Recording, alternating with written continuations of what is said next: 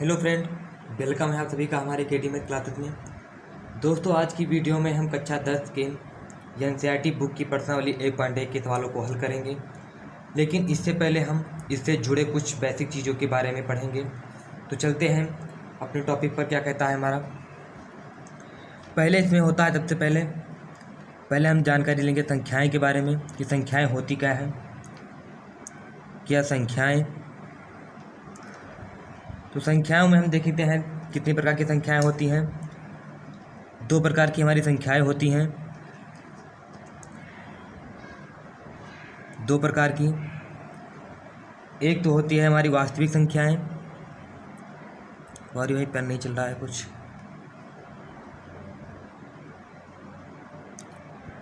वास्तविक संख्याएं, और हमारा दूसरा होता है काल्पनिक संख्याएं। क्या काल्पनिक संख्याएं, एक एक करके हम इन सभी के बारे में चर्चा करेंगे। तो काल्पनिक संख्याएं वो संख्याएं होती हैं जिनका अस्तित्व नहीं होता है। क्या काल्पनिक संख्याएं वो संख्याएं होती हैं जिनका अस्तित्व नहीं होता है, उन्हें हम काल्पनिक संख्याएं कहते हैं, जो कि आपके सिलेबस में नहीं है। आपके सिलेबस में क्या है, केवल वास्तविक संख्याएं। तो इसके बारे में हम जानकारी करेंगे। तो वास्तविक संख्याएं भी कितने प्रकार की होती हैं, इनके बारे में हम पढ़ेंगे। तो क्या है पहला, वास्तविक संख्याएं। वास्तविक संख्याएं में सबसे पहले आता है नंबर 1 प्राकृतिक संख्याएं। प्राकृतिक संख्याएं होती हैं। और दूसरा आता है पूर्ण संख्या, जो कि वास्तविक संख्याएं से ही लिया गया है, पूर्ण संख्या। और क्या, तीसरा होता है परिमेय संख्या, जो कि वास्तविक संख्याएं से ही रिलेटेड है, परिमेय संख्या। अपरिमेय संख्या, अपरिमेय संख्या,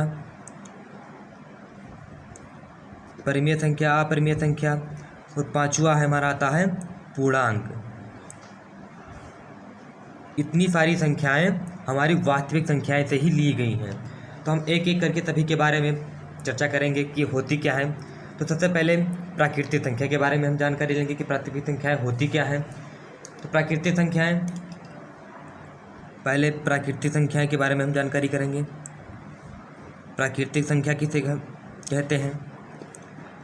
प्राकृतिक संख्या यानी नेचुरल नंबर, जिसे हम यन से करते हैं, यानी इसे यन से लिखते हैं प्राकृतिक संख्या को। ये संख्याएं होती क्या हैं? जितने भी काउंटिंग नंबर होते हैं उन्हें हम प्राकृतिक संख्या कहते हैं। क्या, जितने भी काउंटिंग नंबर होते हैं उन्हें हम प्राकृतिक संख्या कहते हैं, जिन्हें हम काउंट कर लें, जिन्हें हम, वे प्राकृतिक संख्याएं होती हैं। जैसे कि 1 2 3 4 यानी डॉट एन तक जितनी भी संख्याएं होती हैं इन्हें हम काउंट कर सकते हैं। जैसे 1 2 3 4, इन्हें पता है कि वहाँ एक लोग हैं। तो मान लीजिए कहीं आप गए तो आपको पता है कि हम वहाँ भीड़ लगी हुई है, तो आप उसे काउंट कर सकते हैं कि वहाँ एक लोग हैं, 2 लोग हैं, 3 लोग हैं, 4 लोग हैं, डाटा जितने भी हैं। तो हमारा प्राकृतिक संख्या क्या कहता है, जिसे हम काउंट कर लें उसे हम प्राकृतिक संख्या कहते हैं। जिसे हम काउंट कर लें उसे हम प्राकृतिक संख्याएँ कहते हैं। चलिए चलते हैं अपने दूसरे नंबर पर। दूसरा नंबर क्या है हमारा, पूर्ण संख्या। फर्स्ट, सेकंड में क्या है हमारा, पूर्ण संख्या। पूर्ण संख्याएं किसे कहते हैं? इसे हम W से लिखते हैं, पूर्ण संख्या को हम W से लिखते हैं। तो पूर्ण संख्या हमारा क्या कहता है? पूर्ण संख्या हमारा कहता है जो संख्याएं 0 से शुरू होती हैं उसे हम पूर्ण संख्या कहते हैं। दोस्तों बेसिक से समझिए, आराम से समझिए और मन लगा के समझिए, तभी समझ में आएगा। पूर्ण संख्याएं क्या कहती हैं? जो संख्याएं 0 से शुरू होती हैं उसे हम पूर्ण संख्या कहते हैं। अगर मान लो अगर कहें आप 1 2 3 4 से शुरू हो गया तो क्या पूर्ण संख्या नहीं होगी? तो ये झगड़ा कर लेगा, बोलेगा नहीं हमें 0 से ही शुरू करना है। जैसे देखिए 0 1 2 3 4 5 डॉट यन तक जो संख्याएं 0 से शुरू हों उसे हम पूर्ण संख्या कहते हैं। आई होप आपको समझ में आ जाएगा। तो चलते हैं अपने नेक्स्ट टॉपिक पर। नेक्स्ट टॉपिक हमारा पूर्णांक। नेक्स्ट टॉपिक पूर्णांक है। पूर्णांक पूर्णांक को हम किससे लिखते हैं? पूर्णांक को हम जेड से प्रदर्शित करते हैं, जेड से। तो पूर्णांक क्या कहता है? अगर पूर्णांक क्या कहता है कि हम माइनस और प्लस दोनों में चल सकते हैं। माइनस मतलब देखिए उदाहरण से देखिए, फिर 0 1 2 3 4 डॉट डॉट एन तक। लेकिन यही नहीं, ये माइनस को भी प्रदर्शित करता है, 1 2 3 4 डॉट डॉट एन तक। तो जो संख्याएं माइनस और प्लस दोनों में होती हैं वही पूर्णांक होता है। आई होप आपको ये समझ में आ जाएगा। तो चलते हैं अपने नेक्स्ट टॉपिक पर। नेक्स्ट टॉपिक हमारा परिमेय संख्या। क्या? परिमेय संख्या। परिमेय संख्या आराम से समझिए, बिल्कुल समझ में आएगा। परिमेय संख्या, परिमेय संख्या हमारा क्या कहता है? परिमेय संख्या, परिमेय संख्या कहता है जिसे हम P अपान Q के रूप में लिख सकते हैं, जहाँ Q 0 नहीं हो सकता है और P व Q पूर्णांक होने चाहिए। क्या कहता है हमारा परिमेय संख्या?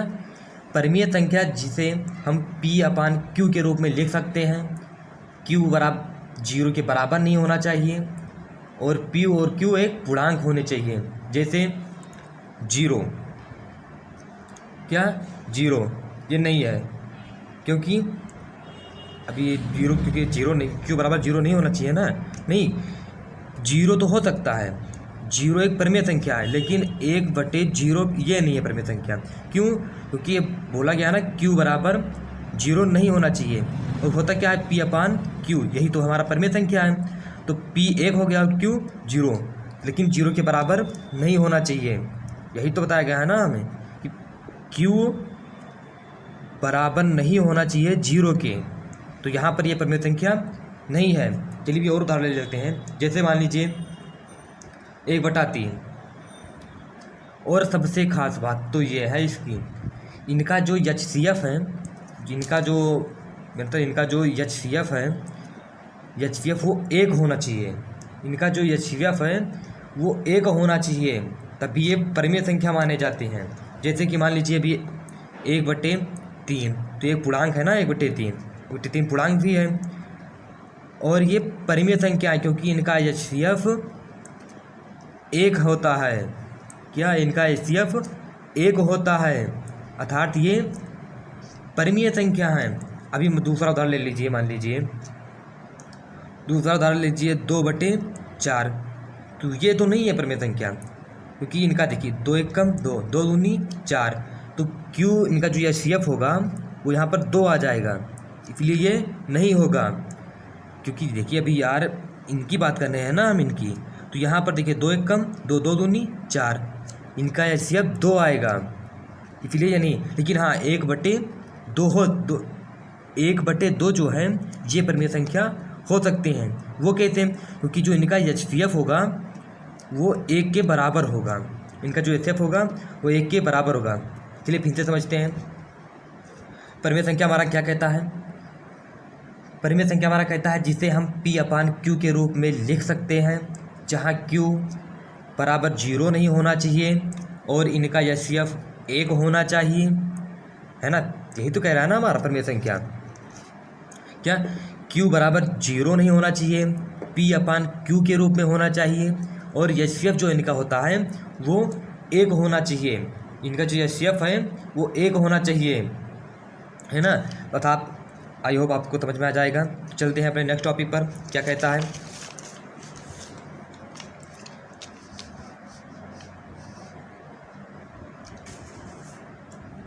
नेक्स्ट टॉपिक हमारा क्या कहता है? अपरिमेय संख्या। क्या? अपरिमेय संख्या। नेक्स्ट टॉपिक हमारा है अपरिमेय संख्या। अपरिमेय संख्या किसे कहते हैं इसके बारे में जानेंगे। जितनी अपरिमेय संख्या कभी भी P अपान Q के रूप में नहीं हो सकती, P अपान Q के रूप में नहीं हो सकती, क्योंकि P अपान Q के रूप में जो संख्या होती है उसे हम परिमेय संख्या कहते हैं। और जो स्वयं से कटे तथा 1 से विभाजित हो उसे ही हम अपरिमेय संख्या कहते हैं। जैसे उदाहरण ले लीजिए, आराम से समझिए, बिल्कुल ही इजी लगेगा, बस आप बेसिक तौर से समझते जाइए, बस ध्यान अपना यहाँ पर लाइए बस। जैसे √2 हो गया, √3 हो गया, √5 हो गया, √7 हो गया। नहीं, ऐसी संख्या चलती रहती है। ये तो संख्याएँ कौन सी संख्याएँ हैं? ये तो संख्याएँ अपरिमेय संख्याएँ हैं। कौन सी? अपरिमेय संख्याएँ। आई होप आपको ये भी समझ में आएगा। चलते हैं फिर थोड़ा आगे। और तीसरी बात, आपके सवाल में क्या दिया गया है? पहले सवाल में यूक्लिड विभाजन। तो हम पहले समझेंगे यूक्लिड विभाजन होता क्या है। तो यहाँ पर डालिए हेडिंग यूक्लिड विभाजन। यूक्लिड विभाजन, यूक्लिड विभाजन। तो यूक्लिड विभाजन में क्या होता है? यूक्लिड विभाजन प्रमेय क्या होती है? यूक्लिड विभाजन, मान लो आपके पास दो है, मान लो आपके पास कोई दो संख्या है। यूक्लिड विभाजन में मान लो आपके पास कोई दो संख्या है, दो, पहली संख्या a है और दूसरी संख्या b है। तो जो पहली संख्या a है वो b से बड़ी होनी चाहिए। यूक्लिड विभाजन क्या कहता है कि जो पहली संख्या है वो b से बड़ी होनी चाहिए। तो अगर मान लो b से बड़ी हो गई तो क्या करना है? तो इसे किस प्रकार लिखते हैं? जैसे मान लो अगर a से बड़ा, मतलब b से बड़ा हो गया ना ये, तो इसे लिखते किस प्रकार हैं? तो इसे हम लिखते हैं a बराबर VQ प्लस R, जहाँ पर Q क्या है आपका? जहाँ पर Q क्या है आपका? भागफल है। Q आपका भागफल है और R आपका शेषफल है। R क्या है? शेषफल। R क्या है? वो शेषफल। और जो R है, ये V से छोटा या बराबर होना चाहिए। जो R है ये B से छोटा या बराबर होना चाहिए, तथा जो R है ये 0 से बड़ा होना चाहिए। R है जो ये 0 से बड़ा होना चाहिए। फिर समझिए यूक्लिड विभाजन क्या कहता है। यूक्लिड विभाजन कहता है हमारा कि मान लो आपने कोई दो संख्या लिया, पहली संख्या a, दूसरी संख्या b। तो जो यूक्लिड विभाजन कहता है कि जो हमारी दूसरी संख्या b है उससे हमारी पहली संख्या a बड़ा होना चाहिए। और अगर संख्याएं बड़ी होनी, मतलब बड़ा है, तो उसे लिखते किस प्रकार है? a बराबर BQ प्लस R के रूप में लिखते हैं, जहाँ पर R क्या है हमारा? R हमारा शेषफल है और V क्या है हमारा? V क्या है हमारा? V है हमारा भागफल। और R जो है ये B से छोटा होना चाहिए या तो B के बराबर होना चाहिए, तथा जो जीरो है हमारा, जीरो जो है हमारा ये R से छोटा होना चाहिए। जीरो हमारा R से छोटा होना चाहिए। तो चलिए चलते हैं आगे, थोड़ा इससे समझाते हैं आपको कैसे। जैसे मान लो एक उदाहरण ले लो, एक उदाहरण यहाँ उदाहरण समझो। उदाहरण ले लो यहाँ पर। फिर मान लो कोई संख्या है 3/a और 2/v। तो क्या है हमारा? a हमारा b से बड़ा होना चाहिए। a हमारा b से क्या है यहाँ पर? a हमारा b से बड़ा है। तो छोटे वाले संख्या को बड़े वाले संख्या से भाग करना है। तो जो छोटे वाला संख्या है वो हमारा बड़े वाले संख्या से भाग करना है ना? तभी तो भागफल और शेषफल निकलेगा यार। तो छोटे वाले संख्या को बड़े वाले संख्या से भाग करना है। तो क्या करना है? मैं 2/3 मतलब 2/3, 2 एक कम 2, यहाँ कितना? 1, और यहाँ कितना आया? 1। अगर आपको समझ में आ रहा होगा। कुछ भी नहीं करना है, बस मेरे साथ बस बने रहिए बस। देखिए यहाँ पर 1 आया, यह हो गया आपका भागफल, ये आपका शेषफल। ये जो 1 है आपका भागफल है, ये आपका शेषफल है। और बता क्या था आपको? जो बड़ी संख्याएं होती हैं उसे लिखना किस प्रकार होता है? a बराबर VQ प्लस R, जहाँ पर Q क्या है हमारा? Q क्या है हमारा? Q हमारा भागफल। अरे यहाँ पर देखिए यार, बताया था ना आपको, ये जो Q है आपका, ये Q हमारा भागफल और R हमारा शेषफल है। कुछ नहीं करना, यहीं पर आपको इसे लिख देना है। तो कैसे लिखेंगे? बड़ी संख्या हमारा क्या है? देखिए बड़ी संख्या हमारा 3 है, तो 3 बराबर V हमारा क्या है यहाँ पर? देखिए V हमारा 2 है, 2 गुणे, अब देखिए 2 गुणे Q किसे लिखते हैं हम? देखिए बताया था आपको, Q हमारा भागफल है है ना, क्यू हमारा भागफल है और आर हमारा शेषफल है। तो देखिए क्यू हमारा भागफल कितना है 1 प्लस प्लस लगाओ, आर शेषफल कितना है 1, है ना। 3 बराबर 2 कम 2 प्लस 1, 2 1 कम 2 प्लस 1, तो 3 बराबर 2 1 3, क्या आया नहीं आया 2 1 3। और यहाँ पर देखिए जो हमारे ये 2 है, ये हमारा 2 जो है ये हमारा क्यू हो गया, ये हमारा क्या है यहाँ पर ये क्यू हो गया, और ये हमारा क्या है नहीं जो 2 है हमारा ये हमारा वी है, और जो 1 है ये हमारा क्यू है, और जो 1 है ये हमारा आर है ना। बस क्या करना अभी फार्मूले पर आपको रख देना है, ये फार्मूला आपको रट लेना है, ये फार्मूला आपको बहुत काम आएगा। सवाल में भी यही फार्मूला लगेगा, आपका फार्मूला हमारा यही लगेगा, तो ये पूछा गया है इसलिए हम इसे दोबारा भी पढ़ेंगे। यूक्लिड पर में क्या कहता है कि हमारा जो ए और बी संख्या होगा वो हमारा बी ए से छोटा होगा। फार्मूला क्या है हमारा ए बराबर बी क्यू प्लस आर, जहाँ पर क्यू हमारा भागफल और आर हमारा शेषफल होना चाहिए, आर हमारा बी से छोटा होना चाहिए या बराबर होना चाहिए, तथा जो हमारा 0 है वो आर से छोटा होना चाहिए। उदाहरण भी आपको समझा दिए हैं, तो आई होप आपको इतना समझ में आएगा। तो चलते हैं अपने थोड़ा आगे का सवाल। निम्नलिखित संख्याओं का एचसीएफ ज्ञात करने के लिए यूक्लिड विभाजन एल्गोरिथ्म का प्रयोग कीजिए, है ना। यूक्लिड विभाजन का ही हमें प्रयोग करना है जो आपको समझाए थे। तो कितना दिया है, दिया कितना है 135, और तो पहला सवाल ले लीजिए यहाँ पर 135 और 225, 135 और 225, इतना मैंने कुछ भी नहीं किया, ये सवाल ही इसे लिखा है यहाँ पर 135 और 225। तो क्या कहता था हमारा वहाँ पर यूक्लिड विभाजन पर में ए जो है हमारा क्या, ए जो है हमारा वो बी से बड़ा होना चाहिए, है ना। तो यहाँ पर बड़ा कौन है 225, तो 225 135। अब यहाँ पर लगा दो क्या यूक्लिड विभाजन पर में लगा दो यहाँ पर, तो लिखो यहाँ पर यूक्लिड विभाजन परमेय से, यूक्लिड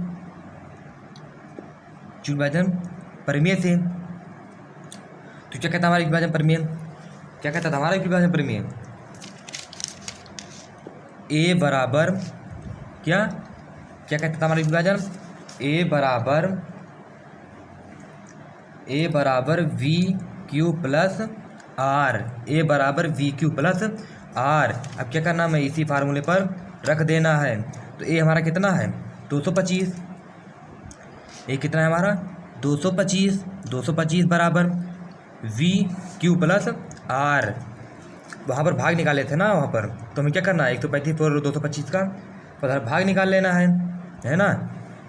यहाँ पर हमारा भाग ही निकालना है ना, तभी तो पता चलेगा ना यार पी क्यू प्लस आर कितना भागफल निकला और कितना शेषफल निकला। तो यहाँ पर देखिए, यहाँ पर सीधे सीधे पर लिखिए चरण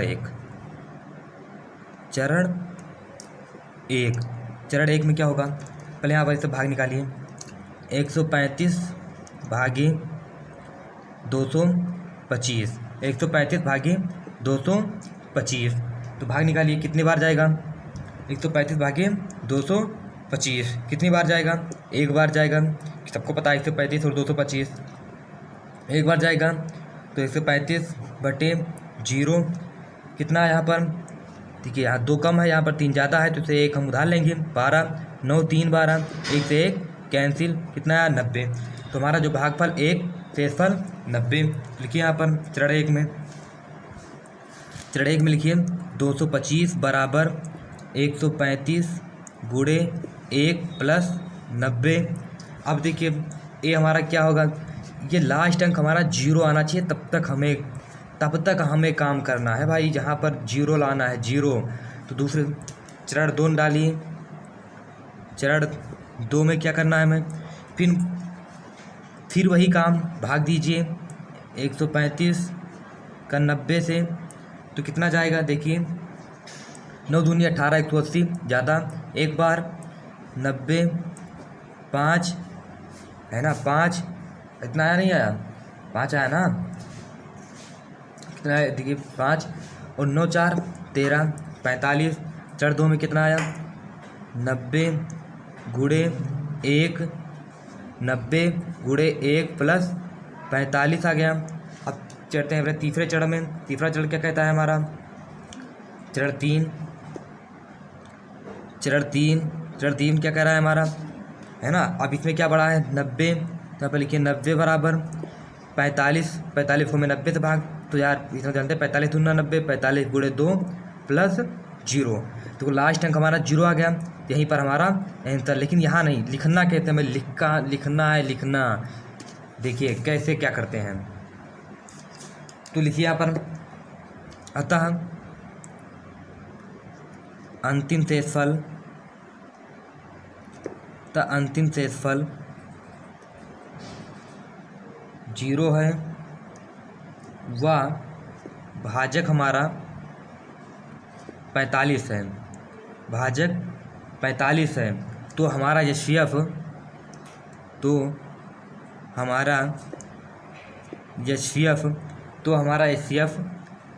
45 है। इतना लिखना है आपको आगे, यही हमारा आंसर। आई होप आपको ये क्वेश्चन अच्छे से समझ में आया होगा। चलते हैं अपने नेक्स्ट क्वेश्चन पर। नेक्स्ट क्वेश्चन क्या कहता है हमारा, देखिए 196 और 38 220।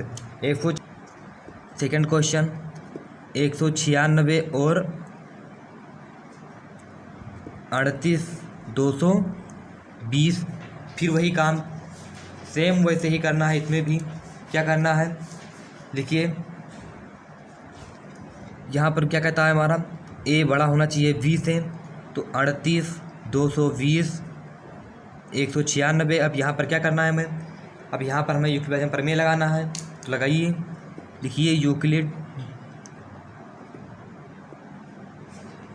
विभाजन प्रमेय से यूक्लिड विभाजन क्या कहता है हमारा, यूक्लिड विभाजन क्या कहता है हमारा, ए बराबर, यही कहता है ना हमारा यूक्लिड विभाजन, जे बराबर VQ प्लस R। तो क्या करना है आप लगाइए। तो कैसे निकालेंगे यार इतना, तो यार इतना अगले क्वेश्चन में क्या क्या था, अरे यार 38 220 को हमने 196 से भाग दिया था, 38 220 से भाग ही दिया था ना हमने। तो देखिए 3 अंक यहाँ 3 अंक यहाँ, कितने बार मुझे, एक बार में जाएगा, है ना, एक बार में जाएगा 196। अब यहाँ पर देखिए 2 कम 6 ज़्यादा, माइनस करिए यहाँ पर, तो यहाँ से एक हासिल लेंगे, यहाँ पर होगा 12, 12 में से 6 गए 6, यहाँ पर 17, यार ये कम हो गया, अब ये कम हो गया ना 7, 17 9 8 17 9 8 17, है ना, 9 8 17, कितना बचा 2, 2 में से 1। अब यहाँ पर देखिए, यहाँ पर 2 लीजिए, 2 हो गया, है ना। अब यहाँ पर कितना हो गया, 2 हो गया।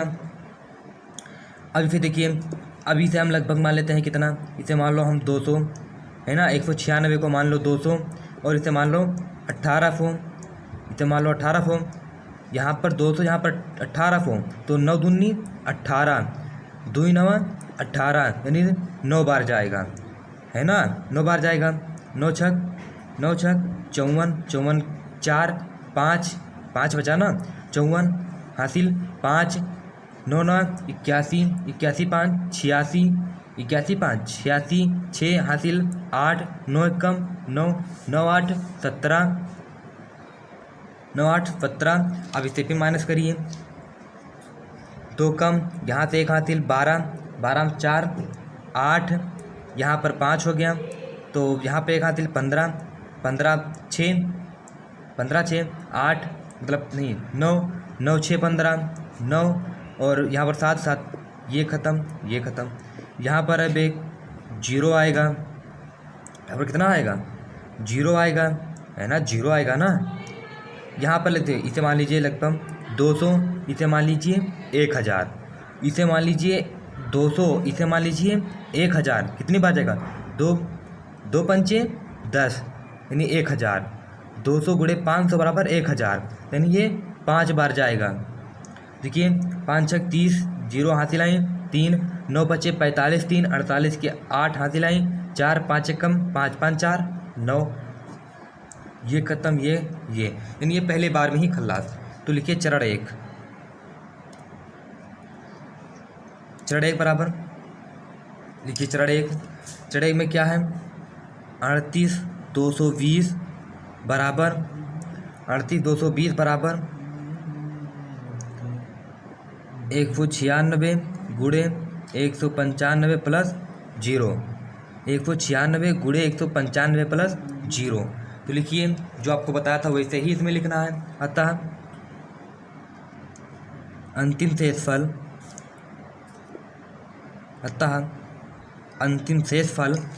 अतः हमारा अंतिम शेषफल 0 तथा भाजक 195 है। अतः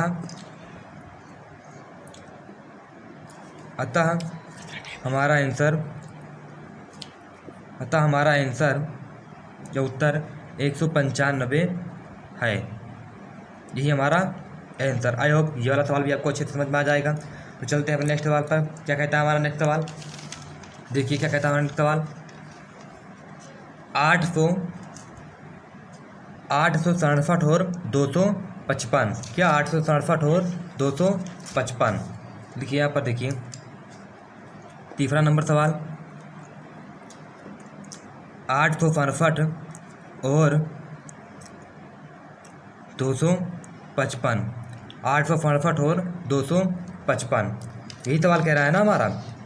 सेम जैसे 2 सवाल लगाया है वैसे ही ये सवाल लगेगा। जैसे 2 सवाल लगाया है वैसे ही ये सवाल लगेगा। तो क्या करना है, इसे आपको लगाना है, ये आपका होमवर्क, और कमेंट में करके बताएं इसका उत्तर कितना आएगा। चलिए तो आज के लिए इतना ही, आगे के सवाल दूसरी वीडियो में हम आपको बताएंगे। तो अगर आपको ये वीडियो अच्छा लगा तो प्लीज़ चैनल को लाइक करें, सब्सक्राइब करें और शेयर करें, और बेल आइकन को दबाना ना भूलें। जय हिंद, जय भारत।